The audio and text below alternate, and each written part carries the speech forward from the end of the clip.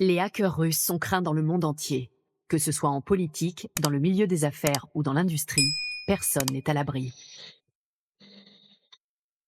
Les cyberattaques et le chantage peuvent faire des morts. Bien que leurs opérations soient classées top secret, ils sont connus dans tout le pays. En marge de la vie publique, ils font pourtant partie de la haute société russe. Au Radisson, on a pris la même suite que George Bush.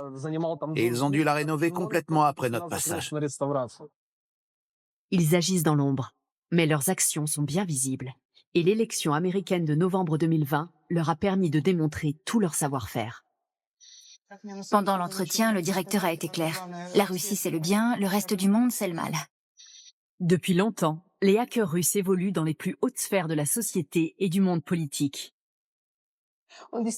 C'est un homme très influent qui dispose de tout ce qu'il veut où il veut. Des hackers, des tueurs à gages, des mercenaires, que ce soit au Moyen-Orient ou en Europe. Il a tout et partout. Ils font partie intégrante d'un système qui repose sur la dissuasion et la peur. Mais cette armée numérique est-elle aussi dangereuse qu'elle le prétend ?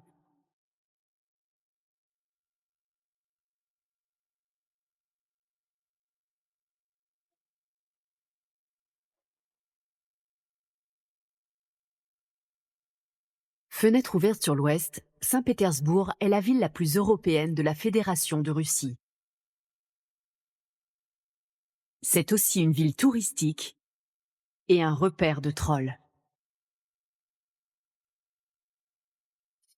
C'est ici que vit Olga Maltseva. Cette jeune femme de 29 ans était autrefois un troll. Elle est entrée dans ce monde mystérieux en répondant à une simple annonce d'emploi. J'étais à la recherche d'un boulot dans une grosse entreprise du net et je suis tombée sur une annonce pour un poste de rédacteur. Étant donné que j'aime bien écrire et que j'ai un blog, j'ai répondu à l'annonce et on m'a rappelé pour un entretien. Ensuite, on m'a fait passer une sorte d'examen et quelques jours plus tard, j'ai revu le directeur. Il estimait que mon travail était bon et j'ai commencé à travailler pour eux le lendemain. Olga a travaillé dans ce bâtiment pendant 1 an et demi. Sa mission, publier des posts politiques sur Facebook, Instagram et YouTube et tous les réseaux sociaux où les trolls sont présents. Nous devions écrire environ 10 messages par jour. On nous envoyait 10 sujets à chaque fois. Ensuite, ils nous ont demandé plus. C'est passé à 12 posts et 50 commentaires par jour. Tout ce qu'on fait est contrôlé. D'abord, ils vérifient tout ce qu'on écrit, et ensuite, soit le superviseur vous dit ce qu'il faut changer, soit il vous dit que c'est bon, et qu'il faut le mettre en ligne immédiatement. Sous l'œil vigilant de ses responsables, Olga est assise à son bureau en open space pendant 10 heures par jour. Son travail, critiquer l'Occident et exposer la vision politique de la Russie au plus grand nombre. Parmi les sujets abordés, il y avait l'armée russe, Shoigu, le ministre de la Défense, Poutine, l'Amérique, l'Ukraine, Donetsk et Luhansk. Il y avait beaucoup de choses sur ces sujets en particulier. Je me souviens d'un jour où j'ai dû réécrire le même post 20 fois en changeant quelque chose à chaque fois. Tout le monde se creusait les méninges parce qu'on savait plus quoi inventer. La journée de travail était complètement perturbée quand tout à coup on nous demandait un type de poste particulier. On recevait un message du genre « Laissez tout tomber, maintenant vous n'écrivez plus que sur ce sujet ».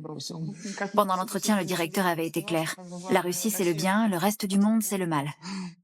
3/4 des Américains ont accepté l'existence de l'ingérence de la Russie dans leurs élections. Donald Trump n'a pas été activement soutenu, mais Hillary Clinton en 2016 et Joe Biden en 2020 ont été systématiquement discrédités. On ignore d'où opèrent les trolls, mais il est probable qu'ils exercent leur influence depuis ce complexe de bureau. Ils nous ont dit « Vous ne pouvez en parler qu'à vos parents proches et à personne d'autre ».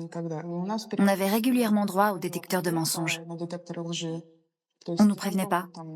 Tout à coup, 3 ou 4 personnes étaient convoquées pour passer au détecteur de mensonges.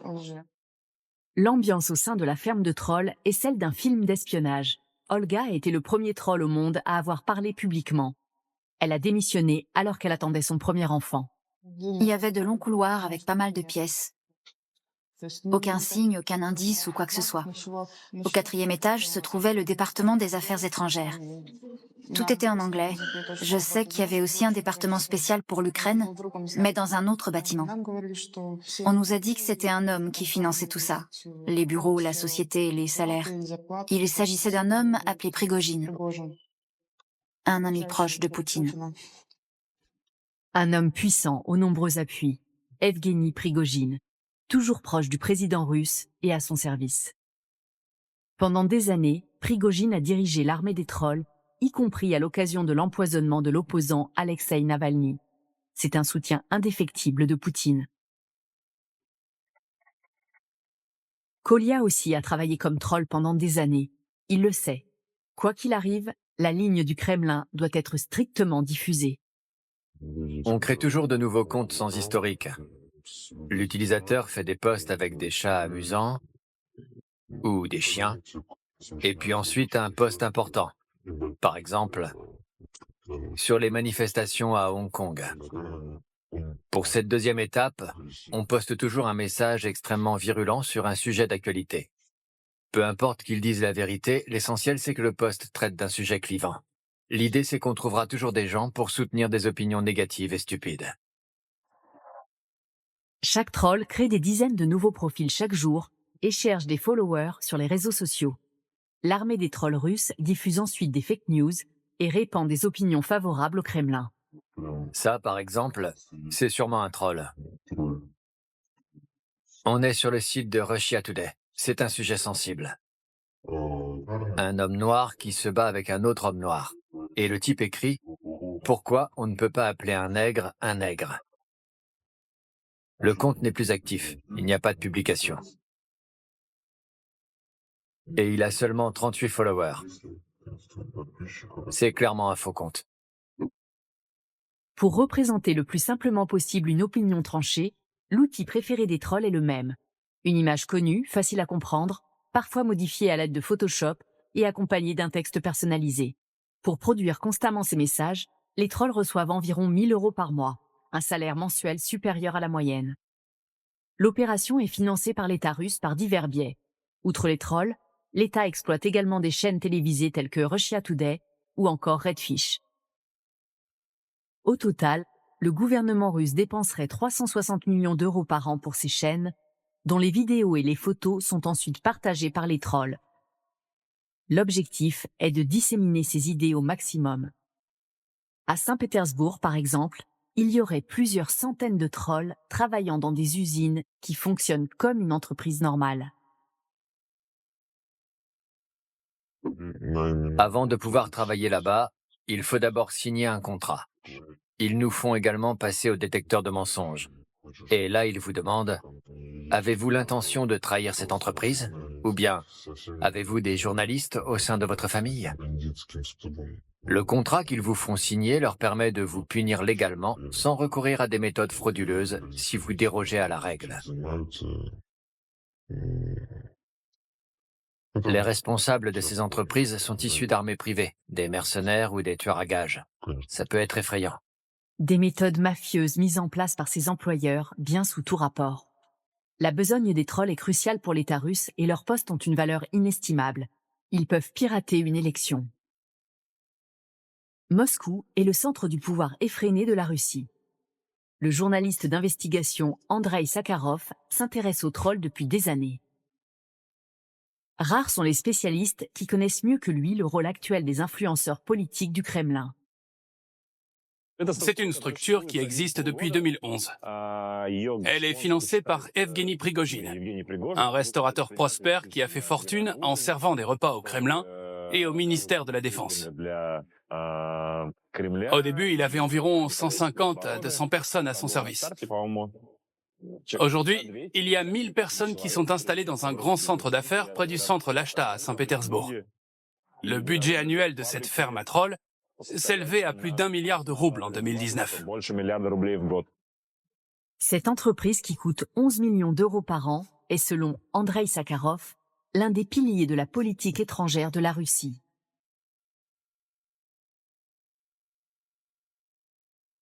En Russie, les affaires étrangères sont divisées en 4 branches. Le ministère, la porte-parole Maria Zakharova, les fermes à trolls et enfin la chaîne télévisée d'État Russia Today. Les postes empreints d'idéologie diffusés par des milliers de mercenaires à la solde de la Russie sont devenus une arme de persuasion politique de premier plan. Chaque élection américaine voit désormais un déferlement de posts sur les réseaux sociaux du monde entier. Lors des élections américaines de 2016, ils ont mis en place un bureau américain. Une centaine de personnes qui ne s'intéressaient qu'à l'Amérique. À ce jour, l'aspect international est au cœur de toute l'opération. D'après ce que je sais, il existe un département en langue arabe qui conseille les organisations similaires dans des pays amis de la Russie. Les trolls russes offrent également des services de conseil en Iran, où il existe des fermes à trolls similaires. En Afrique, ils sont très actifs. Lorsque la Russie s'est intéressée au continent africain, Prigojine a immédiatement suivi. Il existe donc désormais une division africaine. Depuis longtemps, la Russie ne se contente plus d'exercer son influence numérique chez ses voisins proches. L'objectif du Kremlin est plutôt d'aligner sur la Russie les régimes amis dans le monde entier. Il existe plusieurs avantages à travailler pour une entreprise quasi-étatique, la garantie de l'emploi et d'un salaire qui tombe à la fin de chaque mois. Les journalistes n'ont presque plus de travail à Saint-Pétersbourg. Alors ils se disent qu'il vaut mieux aller frapper à la porte de Prigojine. En plus, le salaire est bon par rapport à la normale ici, 50 à 60 000 roubles. Les journalistes peuvent espérer 1 000 € mensuels pour des postes de propagande, à condition de travailler pour le compte d'Evgeny Prigojine et de servir les intérêts du Kremlin. Poutine a commencé à provoquer le monde entier parce qu'il est pris de délire de grandeur. Et dès que les journaux américains condamnent ses actes, il est blessé personnellement. Il nourrit un complexe. Et comme beaucoup de despotes, il prête la plus grande attention à tout ce qu'on dit sur lui. Prenez l'exemple du leader iranien, russe ou kirghize. Tous ces types pensent qu'il suffit de payer 1000 étudiants pour dire qu'ils sont des chefs formidables et le monde entier les croira. Ils sont persuadés que les gens ne les aiment pas à cause des méchancetés publiées par la presse occidentale. Et que les messages des trolls font les faire changer d'avis. Le pays des trolls abrite également l'une des plus grandes entreprises de cybersécurité au monde, Kaspersky Lab. Fondée à Moscou en 1997, l'entreprise réalise aujourd'hui un chiffre d'affaires annuel de près de 700 millions de dollars avec des logiciels de sécurité. Voilà bien longtemps que nous ne sommes plus une entreprise russe. La Russie ne représente que 15 à 20% de notre chiffre d'affaires. Nous travaillons en majorité en Europe. Nos principaux clients sont l'Allemagne, la France et l'Italie. Cela dit, nos programmeurs sont encore aujourd'hui en Russie. Kaspersky emploie près de 4000 personnes et possède 35 bureaux dans 31 pays. L'entreprise doit se mesurer quotidiennement à un ennemi global et de plus en plus actif, l'armée des hackers. Chaque jour, nous détectons plus de 300 000 attaques venues du monde entier, en chinois, en espagnol, en portugais, en russe et bien sûr en anglais. Mais quand on cherche l'origine des pires attaques, celles qui sont techniquement les plus difficiles à contrer, on tombe souvent sur des anglophones ou des russophones. Kaspersky travaille même avec les autorités allemandes, comme la police de Berlin ou le Bundestag, le Parlement allemand. Une aide cruciale pour ce pays, qui n'est pourtant pas à la traîne d'un point de vue technologique. C'est un peu le Far West sur Internet en ce moment. Il n'y a pas de vrai cadre légal. Les autorités sont à la traîne, le pouvoir législatif est faible.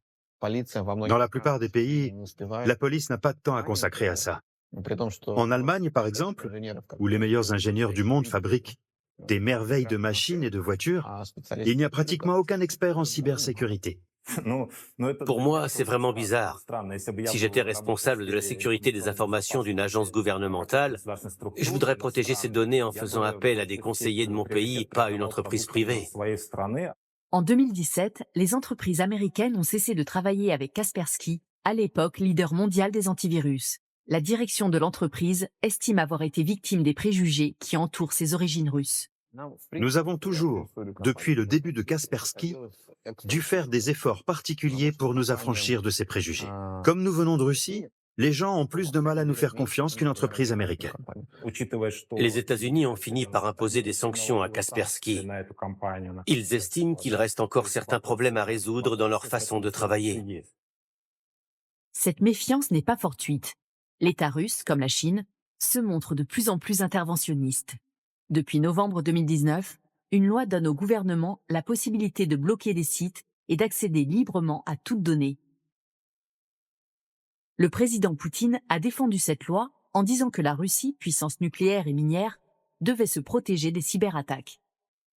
Des sites tels que Twitter, Facebook et Wikipédia reçoivent régulièrement des menaces et des amendes, mais jusqu'à présent, peu de sites ont effectivement été bloqués en Russie. Les critiques du régime, comme Artyom Koslyuk, ne peuvent donc qu'estimer la portée réelle de l'influence cachée du Kremlin. Ceux qui reçoivent nos données de la part de l'État les revendent ensuite elles-mêmes sur le marché noir. Les Russes ne bénéficient d'aucune protection des données de la part de l'État. Ça n'empêche pas le Kremlin de vouloir exercer un contrôle toujours plus grand. On ne peut compter sur personne, ni sur les entreprises du numérique, ni sur l'État. L'omniprésence de l'État russe sur Internet n'a pas empêché Kaspersky de s'établir sur le marché allemand. Et malgré les mises en garde des experts indépendants qui doutent de sa sincérité, elle porte haut et fort sa volonté d'alignement sur l'Occident.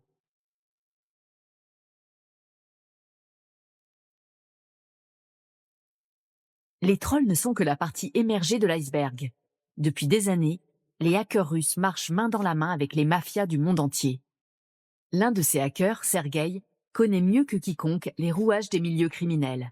Il a créé sa propre chaîne YouTube où il révèle les secrets du monde des hackers russes. Je connais ce milieu depuis mes 14 ans. C'était en 1997. À cette époque, les cybercriminels étaient encore un groupe uni. C'est pour ça que je connais personnellement les 10 plus grands hackers du monde. Presque tous sont en prison aux États-Unis. Au cours de sa carrière, Sergueï a dérobé des millions d'euros. J'ai fait 2 fois de la prison pour cybercriminalité. J'ai vécu ma première incarcération, qui a duré 2 ans et demi, comme une petite aventure pour moi. Un séjour presque sympa. Résultat, je n'ai pas retenu la leçon et ensuite, j'en ai pris pour 7 ans et demi. Donc là, j'en ai assez. Je ne fais plus que des choses qui sont absolument légales. Ça, c'est ma vodka. Je l'ai appelée quart d'heure. On peut y voir toutes les entreprises que j'ai escroquées. Mastercard, Bank of America, UPS. Aujourd'hui, Sergueï gagne sa vie en toute légalité grâce à ces marques mondialement connues. Il les a pourtant extorquées pendant des années. Il était l'un de ces milliers d'arnaqueurs à la carte de crédit appelés cardeurs. Les pirates trouvent des informations personnelles, des bases de données, des numéros de carte de crédit ou des comptes. Et les cardeurs s'en servent pour voler de l'argent. Évidemment, on doit acheter ces données aux hackers. Ensuite, on se sert des cartes de crédit et on vide les comptes. Sur chaque carte, il y a une bande magnétique ou une puce. Pour les achats sur le net, le numéro de la carte, le nom du titulaire, la date d'expiration et ce code CV suffisent. C'est tout ce dont on a besoin sur Internet. En revanche, si vous voulez faire un duplicata de la carte pour acheter quelque chose dans un magasin ou retirer de l'argent à un guichet automatique avec un code PIN, alors là, il faut récupérer les informations de la bande magnétique ou de la puce. C'est ce qu'on appelle un dump. Avec un dump, on peut faire une copie de la carte. C'est après ça qu'interviennent les drops. Des gens qui travaillent pour vous et que vous pouvez envoyer dans les magasins pour acheter de l'or, de la vodka ou des appareils comme des ordinateurs et des téléphones. Tout ce qui peut se revendre rapidement. Tous les cybercriminels agissent pour la même raison, le manque d'argent. Il y a souvent un deuxième facteur. Ils viennent de foyers brisés. Au final, ce sont ces 2 facteurs qui nous poussent vers la criminalité. J'ai jamais rencontré un cybercriminel venant d'un pays riche, comme la Suisse ou les Pays-Bas. Quand il était cardeur, Sergueï menait la belle vie. Mais depuis son dernier séjour en prison, il est rentré dans le droit chemin et a adopté une posture d'observateur averti. Sur sa chaîne YouTube, qui compte plus de 250 000 abonnés, il invite chaque semaine la crème de la crème des cybercriminels russes.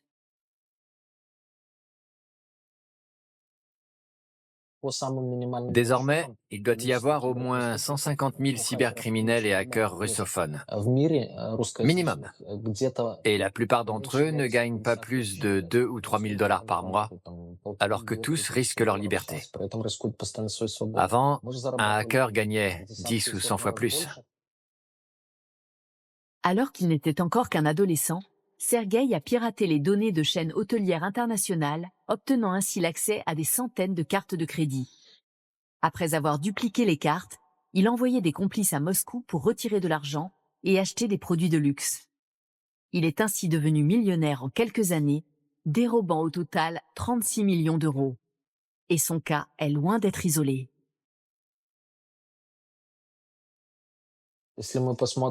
Aux États-Unis et dans d'autres pays où de nombreuses personnes sont emprisonnées pour des faits de cybercriminalité, les statistiques montrent que ce sont les Russes qui font le plus de dégâts. Enfin, je veux dire, des ressortissants de l'ex-Union soviétique. Ukrainiens, Biélorusses, Russes, Moldaves et ainsi de suite. Pourquoi ? Parce que ce sont des nations pauvres. Et en même temps, ces pays ont un savoir-faire et de bonnes connaissances techniques. Artyom Artyomov est analyste au sein de Groupe IB, une entreprise de cybersécurité qui travaille avec Interpol et Europol pour traquer sur toute la planète les pirates informatiques et les cybercriminels. Le monde russophone est un de leurs terrains de chasse préférés. Nous avons principalement affaire à des attaques financières, des attaques de niveau très élevé, beaucoup d'attaques du réseau SWIFT. Un groupe a récemment essayé de voler l'ensemble des actifs financiers du Bangladesh, en totalité. Si ça n'a pas marché, c'est seulement parce que, pour une raison qu'on ignore, ils ont voulu transférer les sommes sur un mauvais compte. Les hackers russes sont très réputés, tant pour leur formation que pour leurs prouesses souvent innovantes dans de nombreux domaines. D'abord, il y a beaucoup de hackers qui parlent russe. Ensuite, les Russes expérimentent de nombreux outils. Certains criminels qui débutent commencent leur premier coup dans notre pays. C'est seulement ensuite qu'ils s'aventurent à l'Ouest. C'est pour cette raison que nous avons souvent une longueur d'avance. Par exemple, ce qui se passe aujourd'hui en Scandinavie, nous l'avons subi ici, chez nous, il y a 5 ans. Nous savons comment attraper ces types et nos banques savent comment s'en protéger, que ce soit avec les outils développés par notre société ou par d'autres. Nous savons de qui nous devons nous protéger. Notre entreprise dispose des meilleurs experts en cyberintelligence du monde. Selon Sergueï, l'ex-hacker, il existe un code d'honneur des cybercriminels à toute épreuve. Et sa raison d'être est on ne peut plus pragmatique.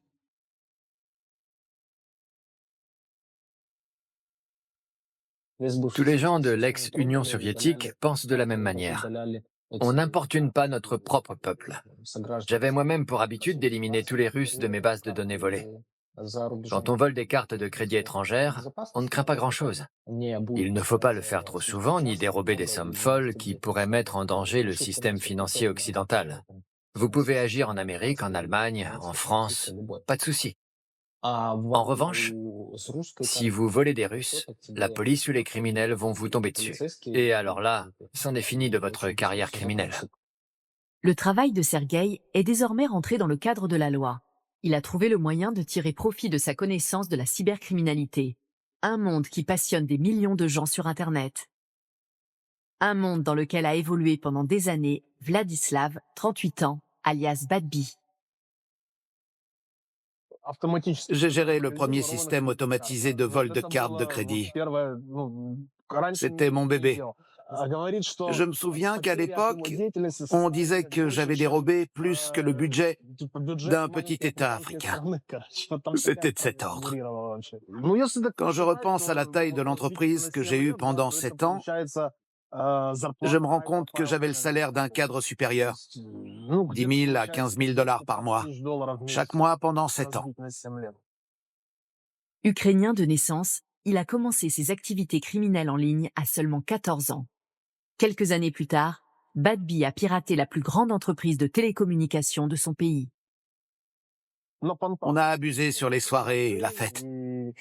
On aurait dû être un peu plus discret. La nouvelle génération est complètement invisible. Nous, c'était tout le contraire. Il fallait que ça bouge.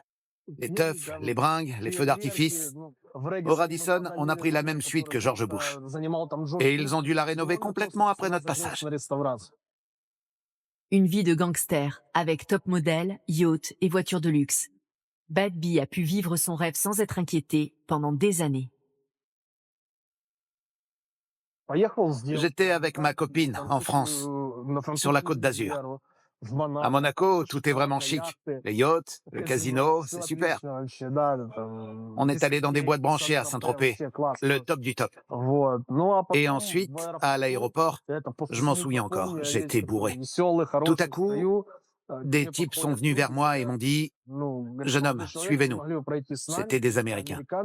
Il y avait un jet privé qui nous attendait. Là, ils m'ont dit « S'il vous plaît, montez à bord ». Le hacker parfait n'existe pas. Soit on va l'attraper, soit il n'a pas encore vu le jour. Tous commencent modestement. Ils s'inscrivent gentiment sur des forums et se font la main sur des hacks pas bien méchants. Puis ils volent quelque chose et petit à petit, leur appétit grossit et grossit encore et toujours. Malheureusement pour eux, sur Internet, les traces restent à jamais. Après ces années folles, Bad Bee entre au purgatoire. Plusieurs années de prison en Israël, en France et aux États-Unis. Au total, 9 ans et demi. L'homme qui figurait en 2009 sur la liste des hackers les plus dangereux du monde établie par les États-Unis, vit aujourd'hui à Moscou et dirige une société de cybersécurité qui emploie d'autres pirates repentis. Ce que propose notre entreprise, c'est d'identifier les brèches dans lesquelles pourraient se faufiler les hackers pour ensuite les débusquer. Quel est l'intérêt de cette méthode? Elle permet de déterminer la vulnérabilité des systèmes. On identifie les failles dans un système de sécurité ou dans un programme et on les prend la main dans le sac. En fait, je suis comme un trafiquant d'armes. Le personnel de CyberSec est composé exclusivement d'anciens pirates informatiques. Les ex-criminels découvrent souvent les vulnérabilités plus rapidement que les spécialistes. Et en Russie, nombreux sont les anciens hackers qui cherchent même à travailler pour l'État. Il y a des hackers qui travaillent pour le gouvernement. En 2008, quand le conflit en Géorgie a commencé, on a voulu soutenir notre pays. On a créé une unité de types qui ont lancé ce qu'on appelle une attaque DDoS, une attaque massive. Et ils ont réussi à paralyser les télécommunications de tout le pays pendant plusieurs jours. Plus aucun téléphone portable ne fonctionnait. Une cyberattaque d'une telle ampleur a permis de paralyser l'ensemble du système. Plus d'Internet, plus aucun type de télécommunication. Même les cartes bancaires étaient touchées dans toute la Géorgie. La guerre se déplace en ligne. L'expert en cybersécurité Artyom Artyomov connaît les dernières ruses des cybercriminels. Le chantage est très populaire en ce moment. Et ces types ne font pas forcément attention à qui ils s'attaquent. Récemment, une tragédie s'est produite à Düsseldorf. Les hackers ont lancé une attaque sur un hôpital et tout le système informatique est tombé en panne. Une patiente a dû être transportée en urgence dans un autre hôpital. Elle était dans un état critique et l'hôpital le plus proche était à 32 km. Elle n'a pas survécu à son transfert. Donc les cyberattaques et les chantages par rançongiciel peuvent faire des morts. Souvent, ces types réclament de l'argent. Le principe est simple. Ils piratent des ordinateurs sur lesquels ils laissent un message. Pour chaque appareil infecté, donnez-nous une certaine somme d'argent ou des bitcoins. Cette somme doit être transférée sur un compte en ligne et en échange, on vous donnera les codes de décryptage permettant de retrouver l'usage de vos ordinateurs. En Russie, les pirates informatiques peuvent souvent opérer sans être inquiétés. Le gouvernement russe ne cherche d'ailleurs pas vraiment à éradiquer la criminalité, sous quelque forme que ce soit. En Russie, il existe depuis plusieurs années un énorme forum sur la drogue. Pas vraiment un forum en fait, plutôt un magasin. Si l'État s'y intéressait et y consacrait le budget nécessaire, il serait facile de le mettre hors ligne. Pour un petit million de dollars, franchement, je vous le ferme demain. Il serait faux de dire que l'État russe ne s'intéresse pas à la sécurité des entreprises informatiques. Aux portes de Moscou se trouve une pépinière de start-up, Skolkovo, la Silicon Valley russe. Herzlich willkommen am Innovationszentrum Skolkovo. Nous sommes à Skolkovo. Le plus grand parc technologique d'Europe d'une surface d'environ 96 000 mètres carrés. Nous l'appelons le berceau des startups, parce que nous aidons les entreprises technologiques naissantes à se développer. De cette manière, elles peuvent concevoir des produits compétitifs au niveau international. Certes, Skolkovo n'arrive pas encore à la cheville de sa grande sœur californienne. Mais ses objectifs sont ambitieux. Afin de choyer son petit bijou high-tech, le gouvernement fait tout son possible pour attirer les riches investisseurs.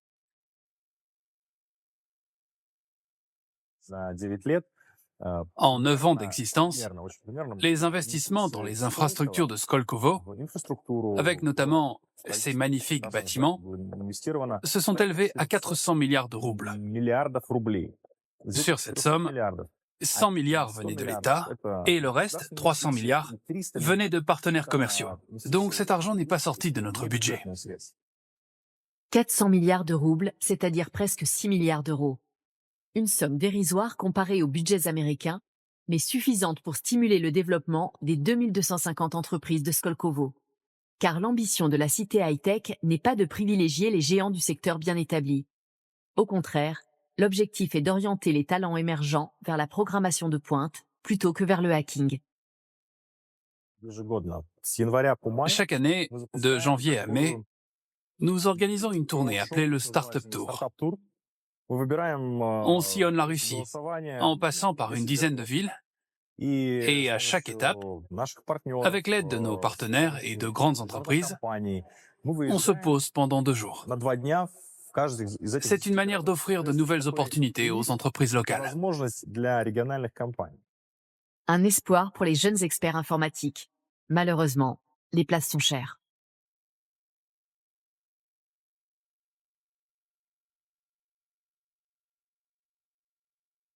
Le trafic de stupéfiants en Russie est l'un des plus développés au monde. Mais l'heure n'est plus aux petites deals de coin de rue. Les trafiquants de cette nouvelle Russie à la pointe de la technologie numérique sont depuis longtemps passés aux transactions en ligne pour conduire leurs affaires. J'ai longtemps pris de la drogue. Et j'ai essayé presque tout. J'essayais de gagner ma vie tout en évitant la prison. Pacha dirige Drugstat, une chaîne Telegram qui compte près de 50 000 adeptes. On y aborde un seul sujet, la drogue, sous toutes ses formes. J'ai découvert le Darknet en 2015.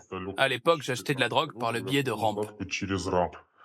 Le trafic en ligne avait vraiment décollé en 2011 avec l'ouverture de Silk Road, le premier forum dédié aux stupéfiants sur le Darknet. C'était un site américain et il a été fermé rapidement, en 2013 je crois. Mais pour nous les Russes, c'était le signe qu'on pouvait très bien vendre de la drogue via le Darknet dans notre pays. Comme la plupart des services en ligne, les programmeurs russophones se sont attelés au développement d'une version russe de la plateforme clandestine. C'est ainsi que Ramp a vu le jour, une plaque tournante de la drogue en ligne. Ramp avait 2 qualités, l'anonymat et la rapidité. Parfois, ce qu'on appelle les charbonneurs, c'est-à-dire les dealers, n'ont pas le temps. Ou alors, ils n'ont plus de drogue à vendre. C'est pour ça qu'ils ont des planques, parce qu'elles sont toujours là. Ces planques désignent un lieu où la drogue est cachée, dans un parc ou dans un hall d'entrée d'immeuble. Ainsi, le client n'entre jamais en contact avec son dealer grâce à ces points d'échange mobiles. À la mort du créateur de Ramp, décédé d'une overdose en 2015, d'autres programmeurs reprennent le flambeau avec le réseau Hydra, une plateforme tentaculaire qui détient à ce jour un quasi-monopole en ligne sur les substances illégales. Tout le monde s'est tourné vers ce site. Hydra, qui a été immédiatement adopté par la communauté, est une véritable success story. Aujourd'hui, elle domine le secteur. À son apogée, Ramp comptait 300 000 utilisateurs. Hydra en avait plus de 3 millions en 2019. Ça fait beaucoup plus d'argent et beaucoup plus de drogue. On peut dire qu'Hydra alimente largement le problème de drogue qui est en train de gangréner la Russie. Dans le monde, le nombre de cas de sida est en baisse, alors qu'il explose en Russie. 100 000 personnes sont infectées chaque année. Un chiffre étroitement lié au développement de la vente de drogue en ligne. Le réseau Hydra dessert actuellement plus de 1300 villes en Russie, avec 100 000 planques actives chaque jour. En 2019, le site a réalisé 140 millions d'euros de bénéfices. Je parle de bénéfices, pas de chiffre d'affaires. Celui-ci est encore bien plus élevé. La quasi-totalité du trafic de drogue se fait désormais en ligne. Les produits comme la cocaïne sont importés de Colombie. Mais en Russie, les substances les plus populaires sont les produits chimiques de pointe, comme la méphédrone. Et leur succès est fulgurant. Disons qu'il y a 1 kilo de cocaïne à Moscou et qu'il doit être vendu à Volgograd. Un transporteur livre le paquet de Moscou à Volgograd. Là, il crée une planque. Cette boîte de dépôt est ouverte par quelqu'un qu'on va appeler le lieutenant. Concrètement, ce type est un très gros dealer qui achète toujours beaucoup de drogue. Ensuite, il la conditionne et il la dépose dans plusieurs autres planques.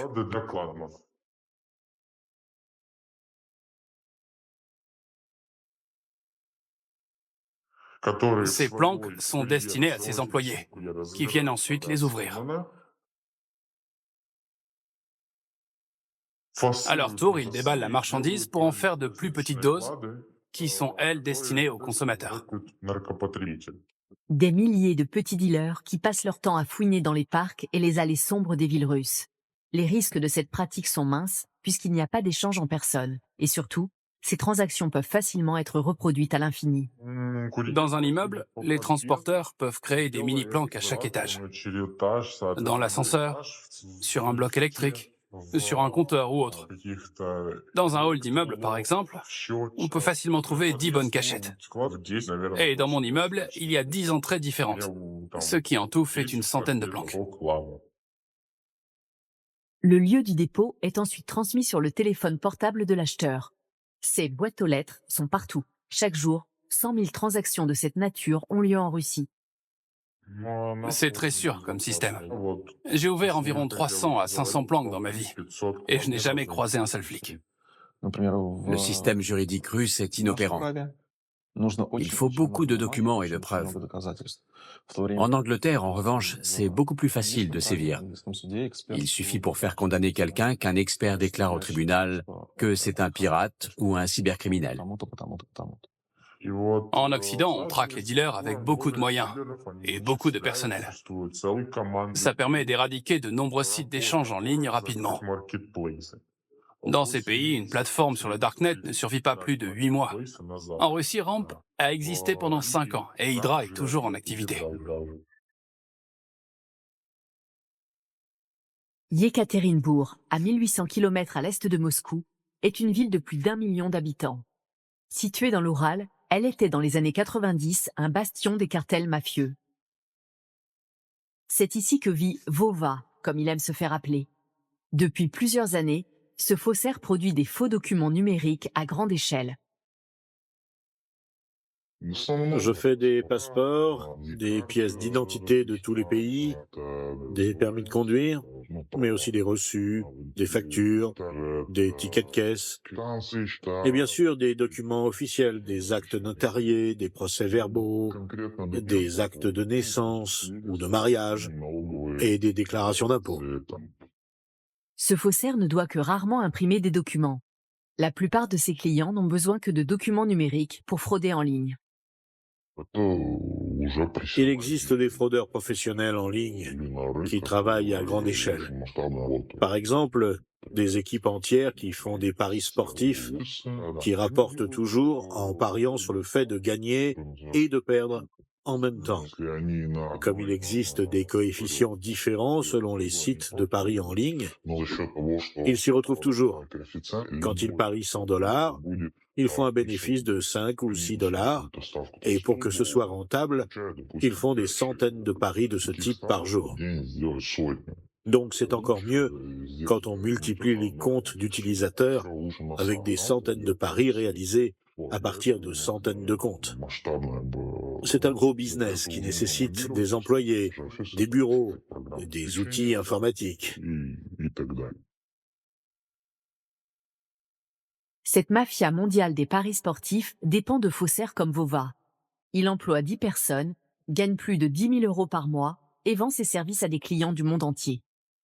On a aussi des commandes des pays occidentaux, d'Europe et des États-Unis. Tous ces gens font la même chose, et leur arnaque est toujours la même.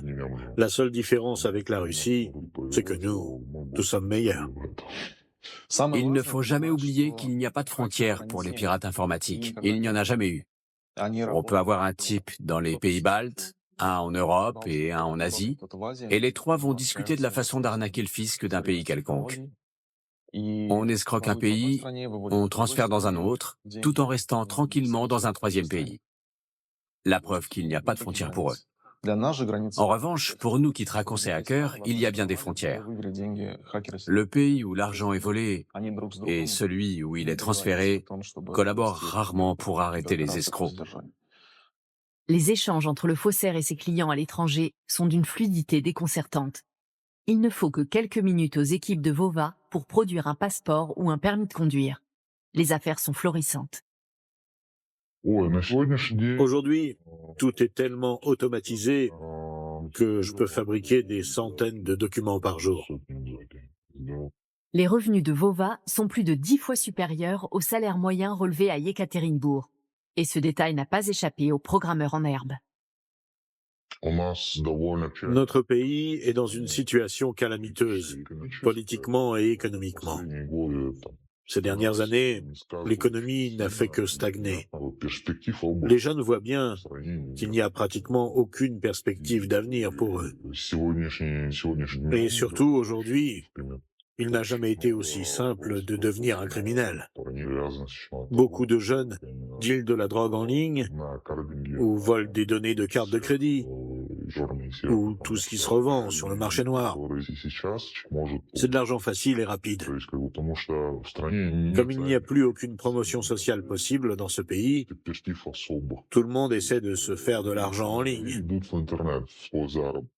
Plus les transactions bancaires, les signatures de contrats et les actes juridiques seront dématérialisés, plus Vova aura de travail.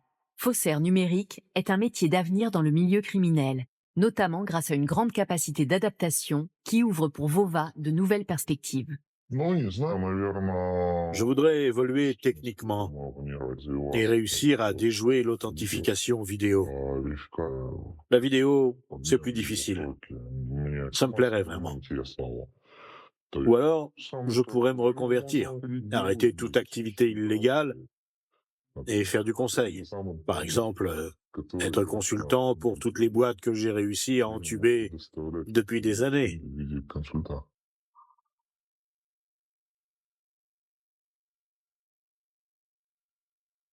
Les hackers russes dominent de nombreux secteurs d'activité illégale dans le monde.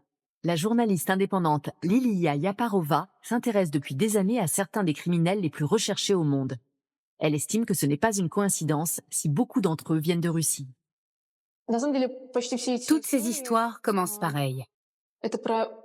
Un jeune qui veut devenir riche par tous les moyens.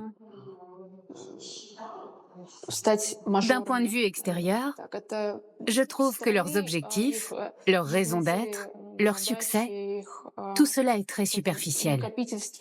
Ils vivent dans le culte de l'apparence. Ils sont coincés dans le monde qui a 20 ans de retard. Par exemple, Maxime Yakoubets se balade dans une Lamborghini militaire fluo, dont le look a été copié par tous ses amis, qui conduisaient tous des Lamborghini. Et les filles avec qui il sortait conduisaient aussi toutes des Lamborghini. L'une de ces filles est d'ailleurs devenue la femme de Yakoubets. Ils organisaient des fêtes où tout le monde était habillé en Dolce et Gabbana et postait sa vie sur Instagram. C'était il y a quelques années. Mais tout ça était déjà passé de mode à Moscou. Maxime Yakoubets est le hacker le plus recherché par le FBI qui offre 5 millions d'euros pour tout renseignement à son sujet. Mais l'homme qui mène une vie dissolue au grand jour semble intouchable et n'a jamais été inquiété en Russie. Peut-être cette impunité est-elle liée à l'identité de sa femme, la fille d'un ancien agent des services secrets. Cet homme, Edouard Bendersky, est lié aux armées de mercenaires qui opèrent au Moyen-Orient. Il se rendait souvent à Berlin. Il semblerait qu'il soit impliqué d'une manière ou d'une autre dans le meurtre de Tiergarten, l'assassinat d'un séparatiste tchétchène du nom de Zelimkhan Kangouchvili.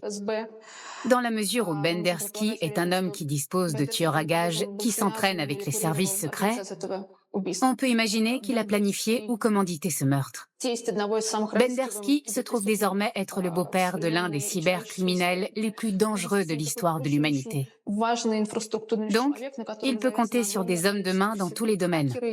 Hackers, tueurs à gages, mercenaires, que ce soit au Moyen-Orient, en Europe ou ailleurs. Tout et partout.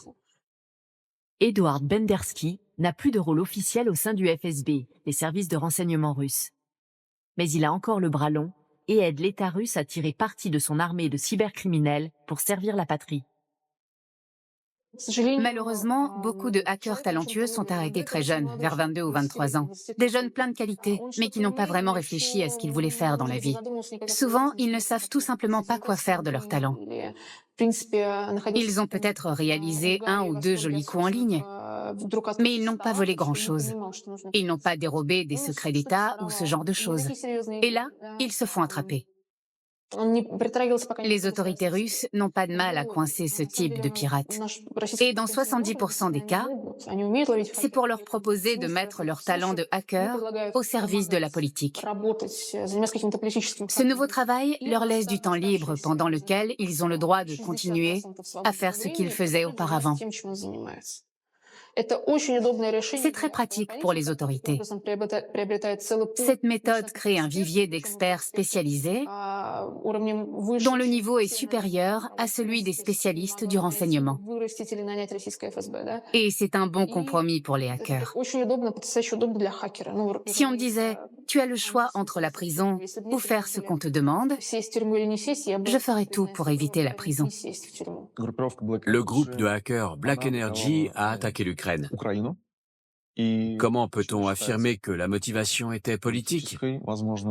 Parce que c'était l'œuvre d'une cyberarmée et que pourtant, personne n'y a gagné d'argent.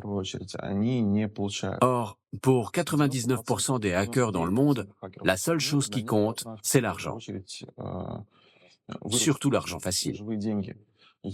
Si on peut clairement identifier d'autres mobiles derrière un piratage, comme par exemple la mise hors service d'un réacteur nucléaire ou d'une centrale électrique, alors la probabilité est grande pour qu'un État en soit le commanditaire.